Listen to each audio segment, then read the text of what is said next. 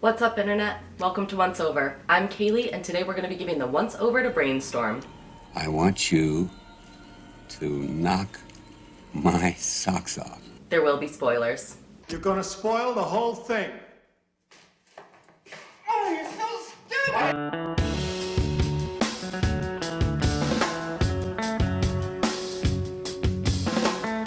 Brainstorm came out in 1983 after filming in 1981, but being very delayed due to the untimely death of Natalie Wood. But we'll get into that in a little bit. Let's start out with the plot. Brainstorm focuses on Michael Brace, played by Christopher Walken, his soon-to-be ex-wife Karen, played by Natalie Wood, and his colleague Lillian, played by Louise Fletcher. Michael and Lillian are working with a team of researchers to build and test a remote viewing device that is going to do more than just collect memories. This headset recorder can record one person's experiences, including feelings and emotions, and play them into the mind of another.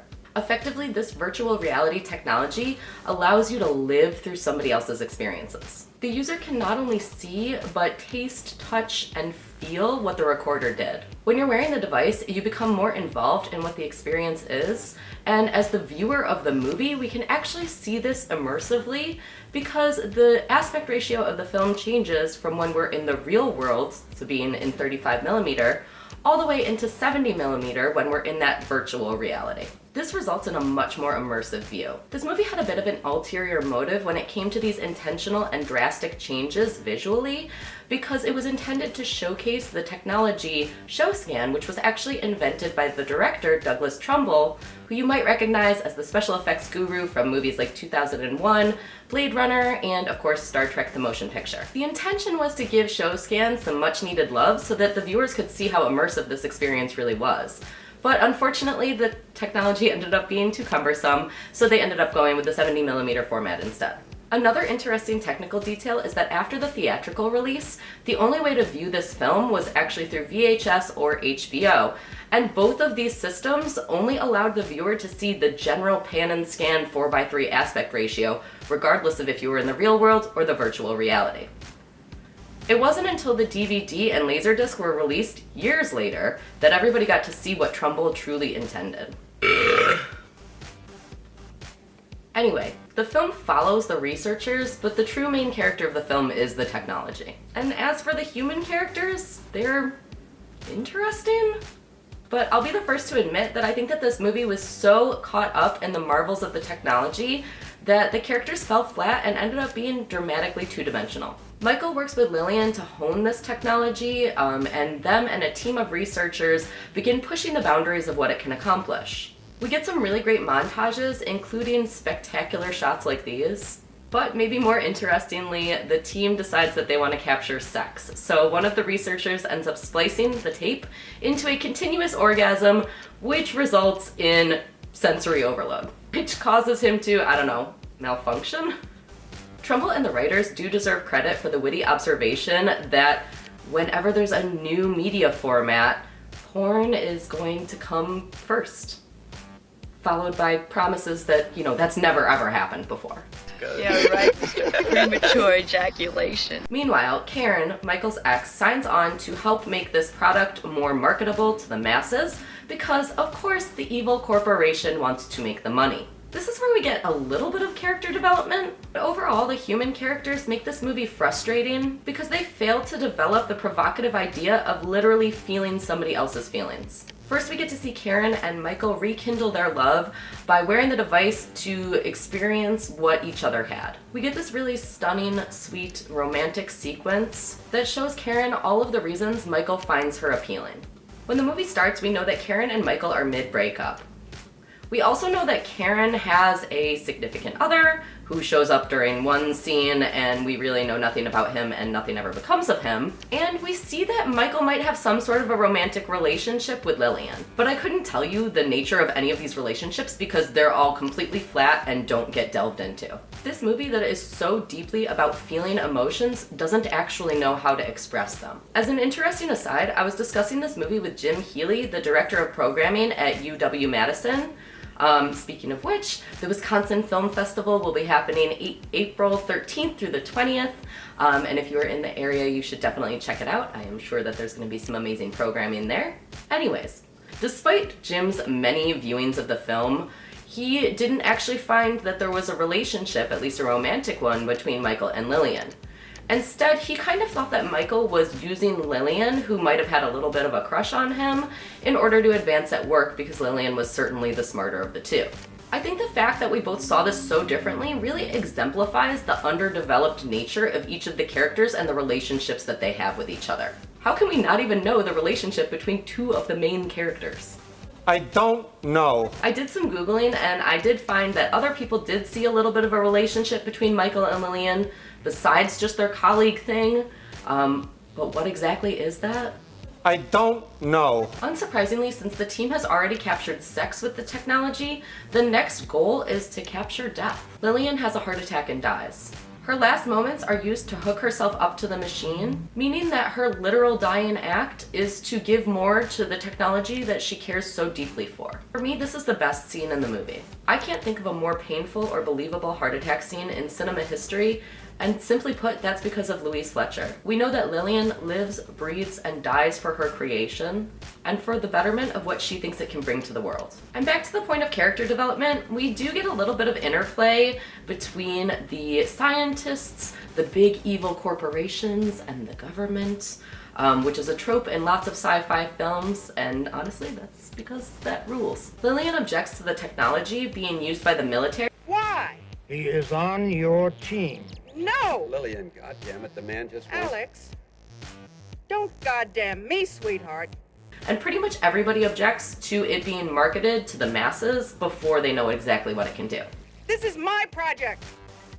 And I don't want to see it end up on some defense scrap heap before we know what it's really about. Unfortunately, this whole concept is a bit underdeveloped in Brainstorm, so it ends up feeling clunky. The movie doesn't have effective antagonists or villains. We're supposed to see the military-industrial complex as bad, because when they start doing experiments, Michael and Karen's kid actually ends up in the hospital. But at exactly the same time, Michael is fucking around with the death tape, so he's doing just as bad things. You need a rest, Michael. We'll take care of your son. That tape is mine. Mike. Nobody locks me out. So is it the scientists who are bad, or is it the military that's bad, or is it the corporations? It just feels like there's not a cohesive message here. Despite the fact that the character tropes weren't very well fleshed out, Wood, Walken, and Fletcher all bring a little bit of something of themselves to their performances, and they're truly outstanding. In addition to that, Trumbull, as the director, really is caught up in the concept of the technology, and these sorts of things all kind of do blend. Some of the criticism of this film, namely that it's kind of boring despite a really interesting concept, gets blamed on the untimely death of Natalie Wood. During filming in November of 1981, Natalie Wood, her husband Robert Wagner, Christopher Walken, and a ship captain all went out on a boating trip, and unfortunately Natalie Wood drowned. Her death has long been surrounded in mystery, and many, including one of the screenwriters from Brainstorm, actually thought that her and Walken were having an affair, which might have led to some foul play aboard the boat. What's the only wood that doesn't float? At the time of her death, most of her major scenes were shot, so even though they hadn't wrapped filming, they were able to use her little sister Lana as a stand-in. But her death also spawned issues between Trumbull the director and MGM the studio. MGM tried to pull out of the project, and Trumbull had to scramble to find financing, which he eventually got from Lloyd's of London. Once MGM realized that other studios might be interested in picking up the project, they realized that it might kind of look bad if they weren't involved, so they ended up coming back on. Trumbull has hinted that he thinks that the real reason that they pulled out was actually due to general financing issues within the company. Trumbull's experience was so harrowing that he never directed another studio feature again. This turmoil resulted in the ending of the film being changed, which I honestly think is a bit of a relief, because if that ending was what it was intended to be, it really, really sucked. It feels rushed and nonsensical. Michael becomes curious to experience death, so he tries to view Lillian's death tape. However, he's blocked from doing so because the big evil corporations and the government have actually locked him out of the research facility and taken over. So him and Karen create a diversion in the facility so that he has enough time to be able to sneak in and view that death tape. This whole sequence is some sort of misplaced comedy routine where they are just making machinery malfunction in different ways, including robots going haywire, packing peanuts going everywhere. water-activated soap foam. No, I did not add that sound effect. And a ball bearings gag. Or that one. It's just general wacky chaos. I guess maybe they had to add in some gags here because just watching Karen hack into a computer system in order to make all this chaos happen might not have been very exciting. And as far as I can tell, this is probably one of the first movies to actually feature computer hacking. So they needed to kind of create some visual excitement in order to go along with the boring sit down at a computer and tippity type along. But the entire rest of the movie is so starkly serious. I don't understand why you would throw in this like Charlie Chaplin-esque like little montage during the climax of the film. When Michael finally views the tape, we get the answer to the ever-dying question, if you die in the game, do you die in real life? He collapses, but luckily Lillian is able to bring him back to life. She revives him by screaming his name several times. Michael! And as another little fun Anthony! fact, according to one of the screenwriters, both Walken and Wood were completely wasted when they filmed this scene. Anyways, cue end credits, that's it, it's over, that's how it ends. Why? How is this an ending? We don't get answers to almost all of the provocative questions that this movie actually asks. Like, what became of the technology? Did Michael and Karen's kid ever recover? I don't know. And of course, can we find a safe way to have an infinite orgasm? I don't know. This movie was way ahead of its time. Before Strange Days, before Inception, before The Matrix, there was Brainstorm. And Greg, if you're watching, don't worry, I haven't forgotten about a review of Strange Days. It will be coming soon. But even though it was billed as Natalie Wood's final film, it never really spoke to audiences. And I can see why.